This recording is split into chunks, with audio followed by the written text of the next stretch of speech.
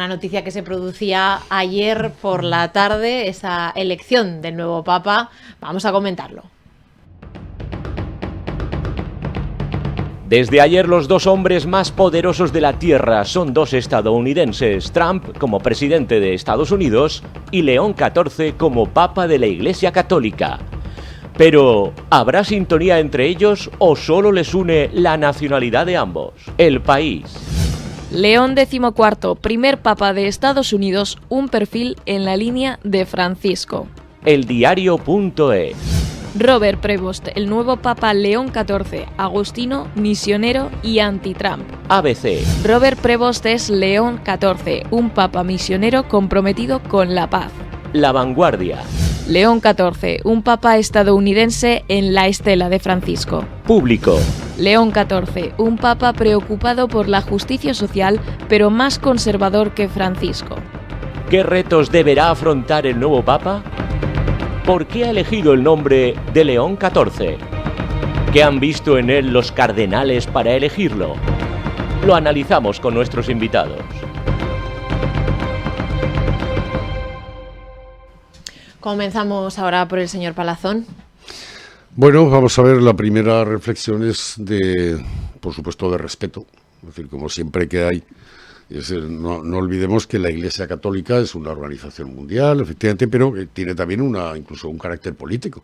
La Ciudad del Vaticano es un Estado más, reconocido internacionalmente, y por lo tanto, cuando se eligió ayer el que ha decidido denominarse, y esto no es casual, esto sí que tiene muchísimo mensaje, León XIV, bueno, pues resulta que se estaban celebrando 3 elecciones a la vez.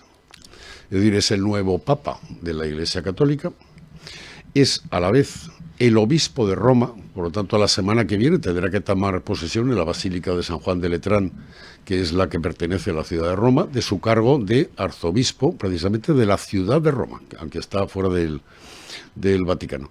Pero es que a la vez ha sido elegido jefe de Estado, digamos, de la ciudad del Vaticano, que no deja de ser un Estado más. Con lo cual, entonces, parece mentira lo que una fumata inducida, en este caso, ¿verdad?, con un colorante blanco, pues puede llegar a provocar. Es decir, son, por lo tanto, tres posiciones las que recaen sobre sus hombros.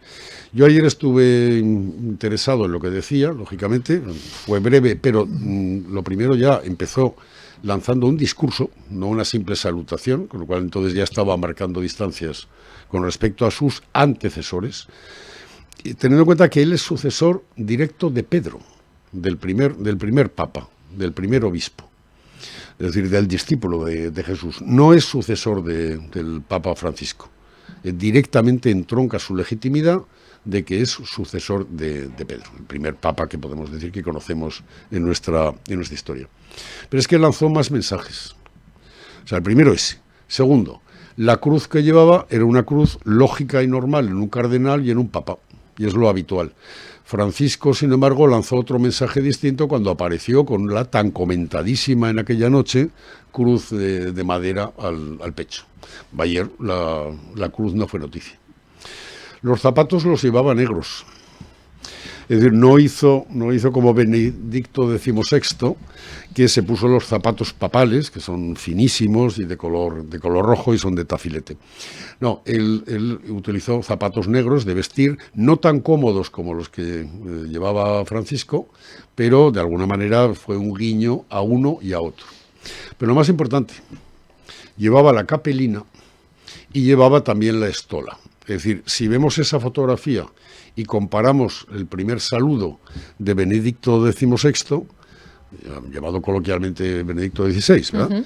Pues resulta que recupera esa tradición que ha sido de los papas de toda la vida y que alteró el Papa Francisco. Luego está lanzando mensajes a derecha, a izquierda, al frente y atrás, ¿no? Y luego la frase que más me llamó la atención, porque me parece que es la más trascendente, en un discurso que no estaba improvisado. Yo quiero pensar que los últimos toques los pudo dar después de resultar elegido, pero ese discurso estaba preparado con anterioridad. Estamos hablando de cardenales de la Iglesia, ¿eh? Cuando habló de que deseaba una paz desarmada y desarmante, con lo cual entonces yo creo que entronca con el tema que anteriormente comentábamos. Es Es decir, ocúpense ustedes de hacer la paz allí donde haya conflictos, pero procuren también que no surjan otros nuevos. Creo que el mensaje es doble y es importante. Y ya por último, ¿cómo se llevará con Trump?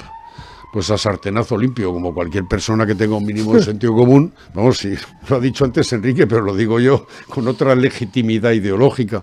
Es decir, que con el señor Trump es imposible llevarse bien. Es el típico vecino molesto de toda comunidad de propietarios. Cuando no hay problemas los inventa. O sea que se llevarán mal, pero me atrevo a vaticinar que en ese diálogo, en esa dialéctica, en ese enfrentamiento, el que vencerá será el Papa, por una razón, por la mesura que le caracteriza.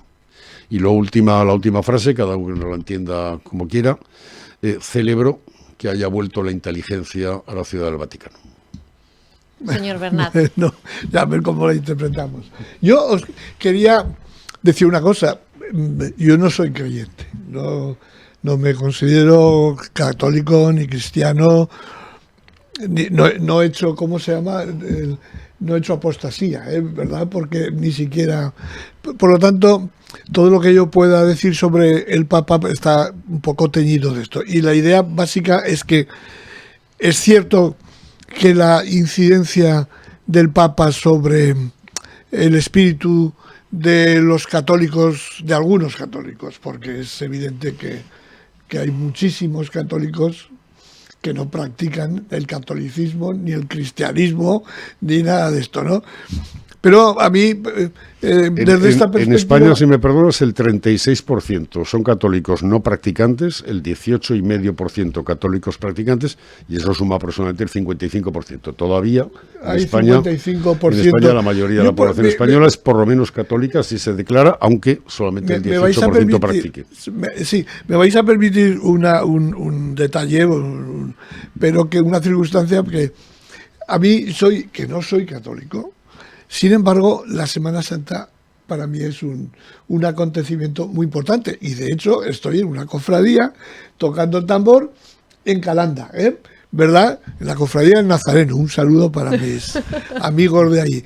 Bueno, pues una de las cosas que me llaman mucho la atención en la Semana Santa, por ejemplo, de este año, es que las cofradías han crecido en un número muy considerable, a las que había, por ejemplo, hace 30 años, pero les cuesta mucho encontrar un sacerdote para que vaya y les acompañe al final de la misma, porque no los hay. Y claro, esto es digamos, un elemento muy significativo. La sociedad, yo creo que se está alejando de la religión de una manera muy considerable. No es, si hablamos, tú has hecho una referencia a cómo es heredero de Pedro, del primer papa, y que, claro, no hay un sistema de herencia, como por ejemplo las monarquías absolutas. Bien, pero es verdad que ha habido papas en la historia y papas. Ha habido momentos en el que el Vaticano, sobre todo lo que primaba era su condición de Estado, con capacidad, ejércitos, etcétera. Hagamos un repaso a la historia de Italia y a la historia de Europa y veremos que el Papa es un elemento de primera magnitud. Por ejemplo, el siglo XVI, tenemos ahí a Nicolás II, por ejemplo, Papa, el Francisco I y Carlos V. Bueno, estos son un emperador, un rey, el rey de Francia, un emperador que es de Alemania, rey de España también, y el Papa Nicolás. Son las tres cabezas políticas que mueven la guerra, la paz, pero de manera muy protagonista. Y no lo hace el Papa, digamos, a través del elemento religioso, de su condición religiosa, lo hace con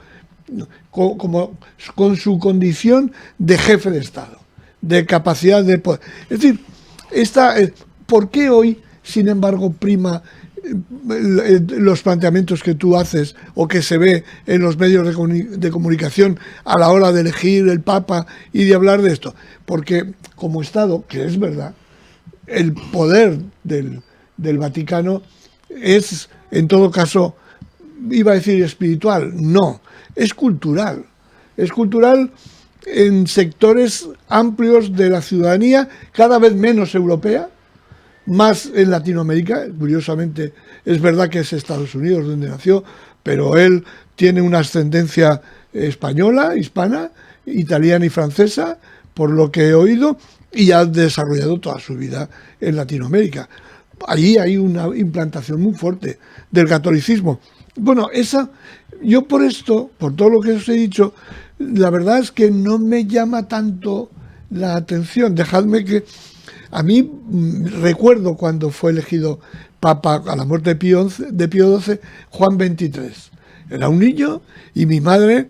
Allí yo estaba emocionado, sentado en las rodillas de mi madre, porque ella me estaba diciendo lo importante que era la elección de... Eso ha desaparecido.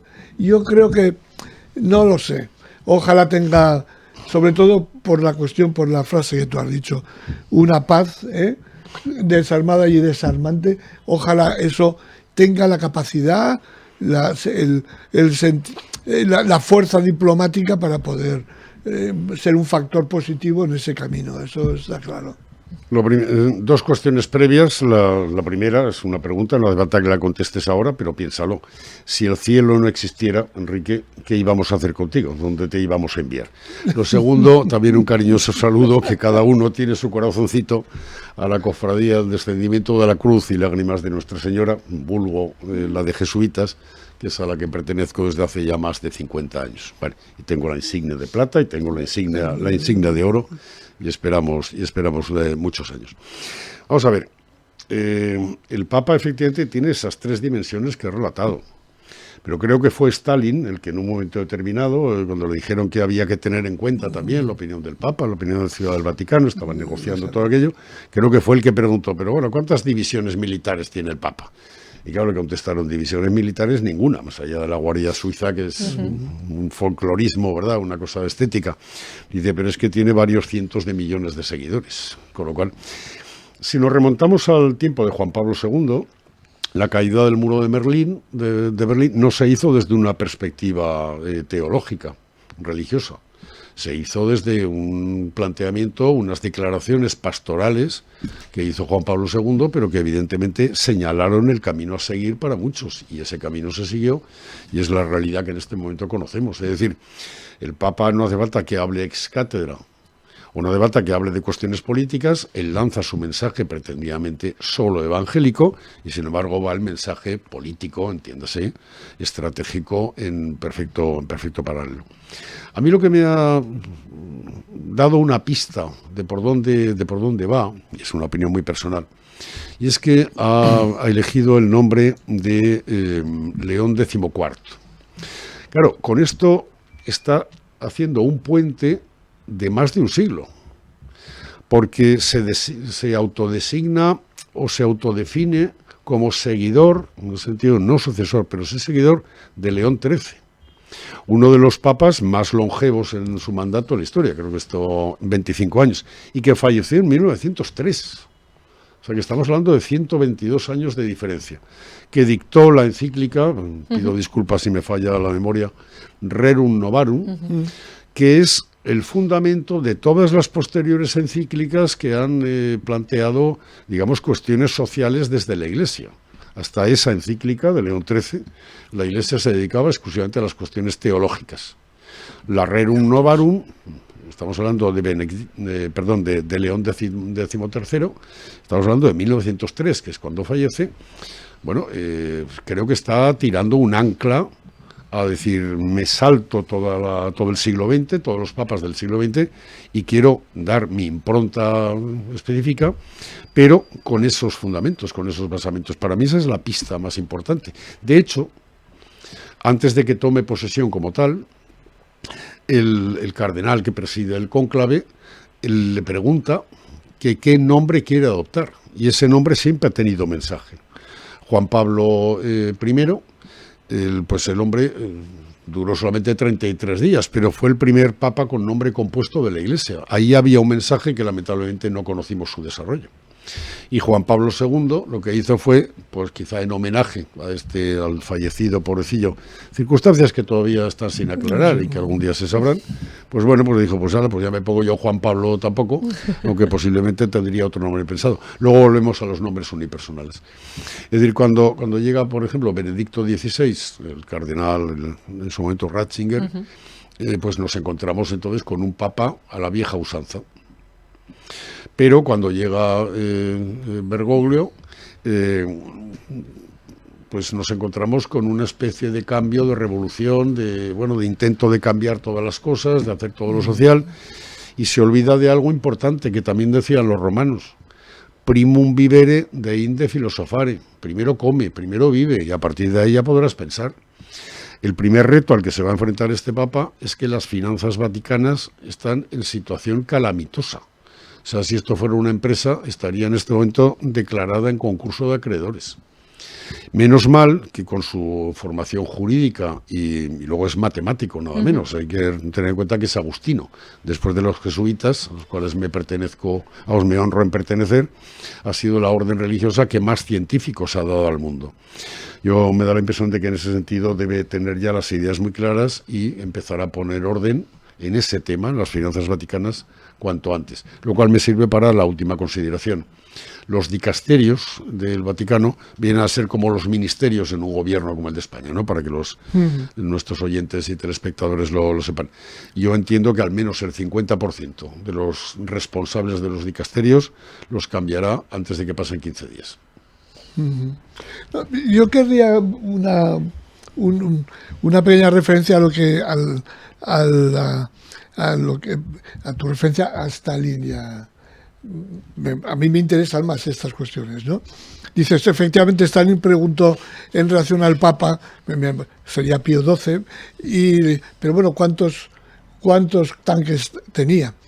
¿Y qué razón tenía? Porque quien solucionó o quien, digamos, terminó con la Segunda Guerra Mundial fueron las armas. No fue el Papa, además.